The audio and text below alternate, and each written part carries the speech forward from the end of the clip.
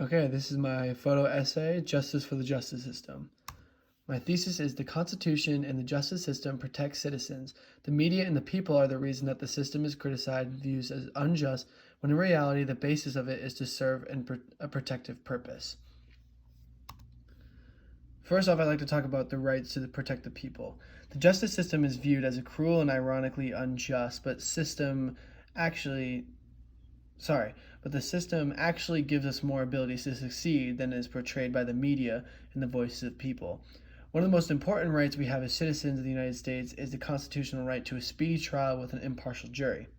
On History.com, it states that the Constitution was specifically established for the citizens to protect each other. The right to a speedy trial and impartial jury was put into place to protect innocent people from being convicted of crimes they did not commit and not be put in jail without a trial. This allows for testimonies, eyewitness accounts, lawyers, and a review of evidence to protect you. Annenberg Classroom speaks to the right to a fair trial as one of the most important rights we have as citizens. With that being said, the justice system offers protection to the people of the United States more than it hurts people. Next, I'd like to talk about the police officers are human too. In today's generation, the police officers, especially white males, are being criticized for constantly using the term police brutality. Although some officers have been found to be racist or sexist, not all police officers are bad.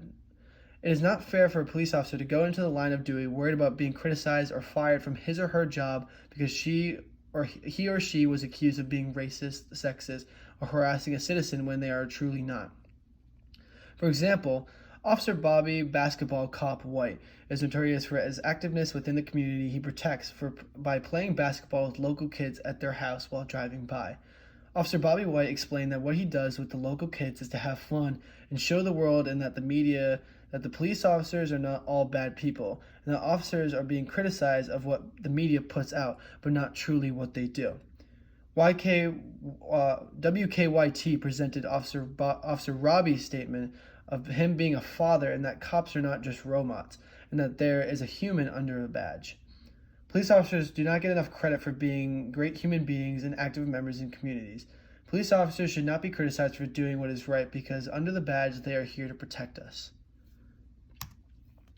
Next, I want to talk about the police officers doing the right thing.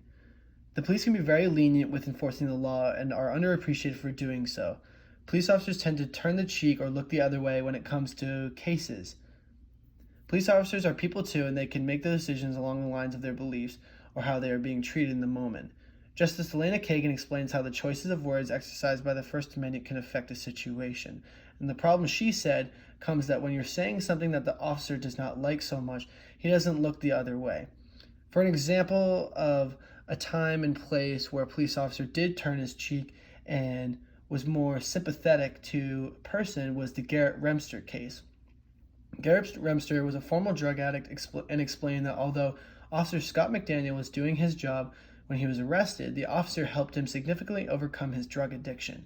Instead of repeatedly enforcing the law, Officer McDaniel decided to take the liberty and help Garrett Remster in becoming sober.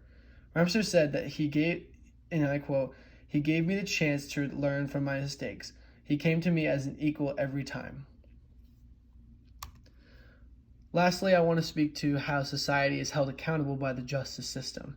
The justice system holds society accountable and corrects society from its problems for the most part. Police officers are feared amongst most citizens, primarily people who are more scared of going to jail or what can happen to their lives if they have an arrest or a charge on their record. The system allows for people to hold themselves accountable because realistically, the only person that can hurt him or them is him or herself. In recent times with the coronavirus, the crime rate has gone down with the stay-at-home law/order. The simple law has solved several complex problems over a period of months since the outbreak. According to Forbes, in Chicago, drug arrests have dropped by 42% in the weeks since the city has shut down. And the Associated Press reports in Los Angeles have said that the rate of key crime plummeted 30% after March 15th.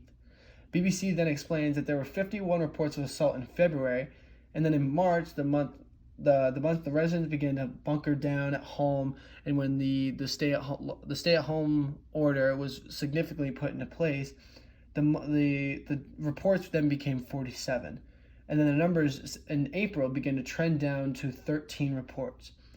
The stay-at-home law has been in effect nationally and has forced the crime rates to go down. The justice system's law/orders only set people up to be safe and hold each other accountable. And with that being said, the Constitution and the justice system protects citizens, the media, the Constitution and justice system protects citizens, and the media and the people are the reason the system is criticized and is viewed as unjust. Thank you.